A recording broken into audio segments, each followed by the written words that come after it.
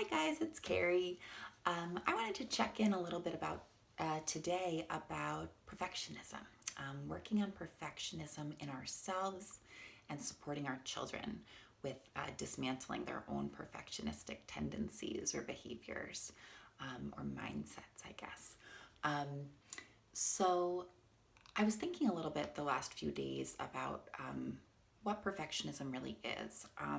What I say to my children is that perfectionism is our brain telling us a story that if we do something differently than we thought we should or we were supposed to, that it will be a really big problem, or it might even mean something bad about us. And I tell them that's not a true story, but it's a very common story, and my brain tells me that story a lot too. So that's the way that we have discussed it in our home. It's really something that is based in a lot of fear, right? That I am afraid of failure, of judgment, judgment of myself by others, judgment of myself by myself, right? And maybe if I do everything right, maybe if I do everything the way that I'm supposed to, I will be safe from that. And it's hard for us to let go of, and it's hard for our children to let go of because we do feel like it's maybe something that's keeping us safe, you know?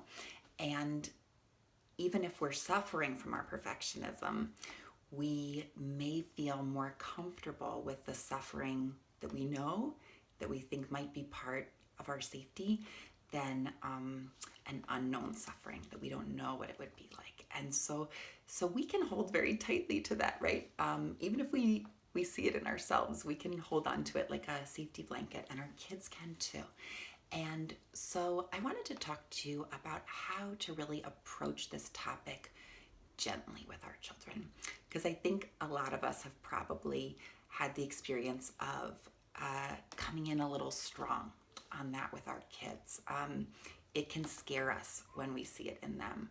And we want them to know how competent they are. We want them to know how much they can do, how much they're capable of. We want to see them practicing and falling down and trying again. And it can be hard when to talk to them about without kind of scaring them off a little bit, right?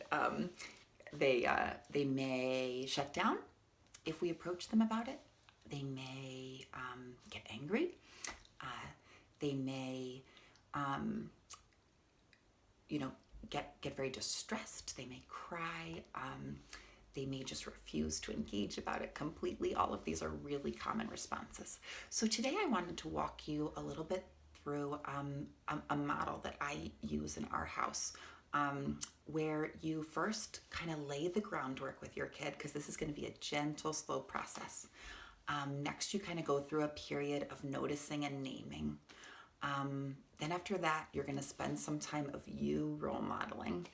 And then you're going to very gradually ask your kids to take increasingly big risks. And you're going to celebrate their practice, and you're going to celebrate their courage, and you're going to put the results or the output of what they take the risk of on, or how, you know, you're going to not worry about how it comes out. You're going to worry about the process.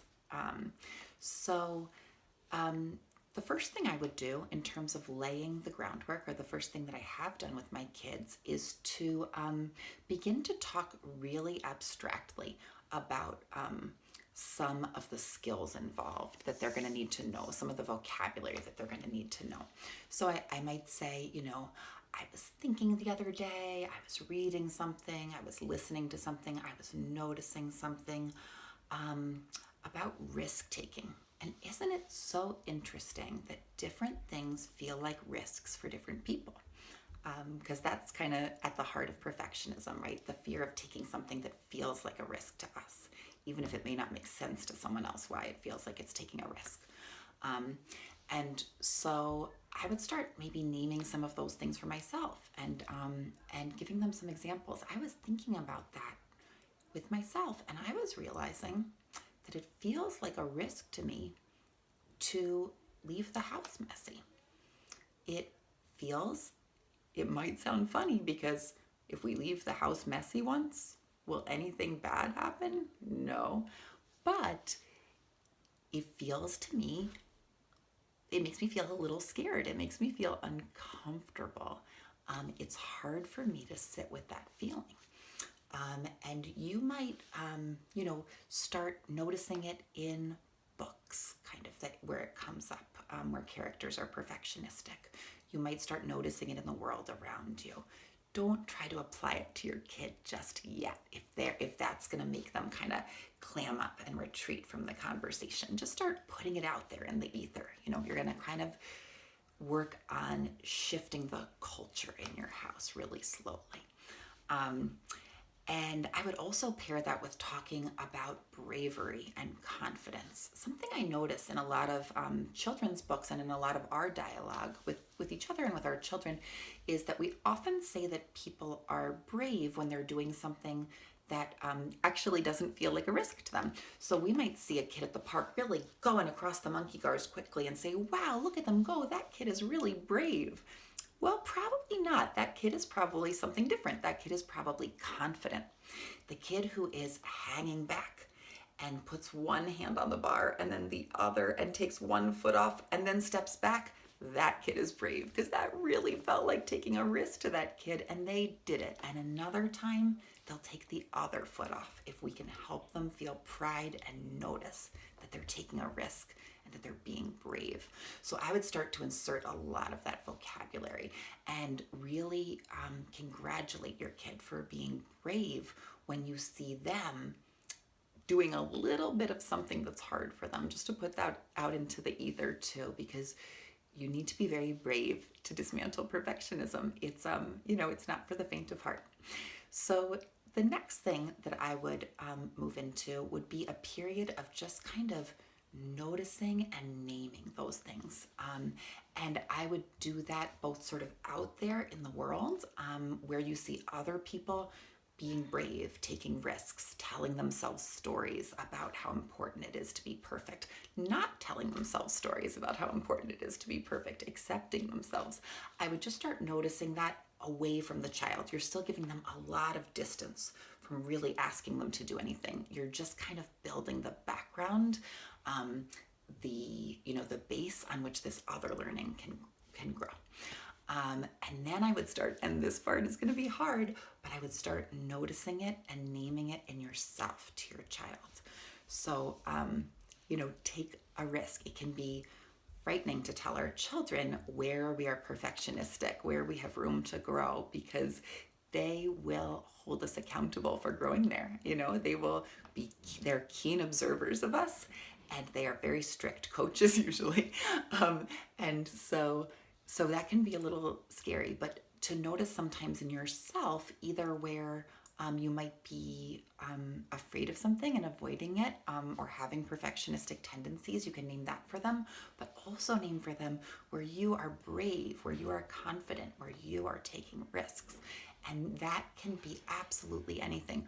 Oh my goodness, I'm feeling nervous that maybe I won't be able to park the car and someone is behind us on the road and can't get past us. Okay, I'm gonna tell myself, Carrie, it's okay if you don't park the car perfectly the first time. All you can do is your best. I see that you're gonna try to park the car even though you feel scared. That is brave. You don't feel confident, but you're being brave. You are taking a risk. I feel proud of myself, put that out there for them. Do the kind of self-talk that you want them to do for themselves, even if it feels a little funny at first. So start applying it to yourself. Make sure to talk about yourself in balanced terms, right? Where does it feel hard? Where do you feel, where does it not feel hard? You might, if your kid is wondering, how do you draw in a different way than they do, in a more advanced way than they do, you can let them know, drawing doesn't feel like taking a risk for me, actually. I've practiced a lot. I feel confident now, if that's something that you feel Opening a new book doesn't feel like taking a risk for me anymore. It used to when I was a kid because I didn't know if I would know what the word said, and it felt important to me. My brain told me a story that I should know the words already. Now that I'm a grown up, I feel confident with that, and that will happen for you too.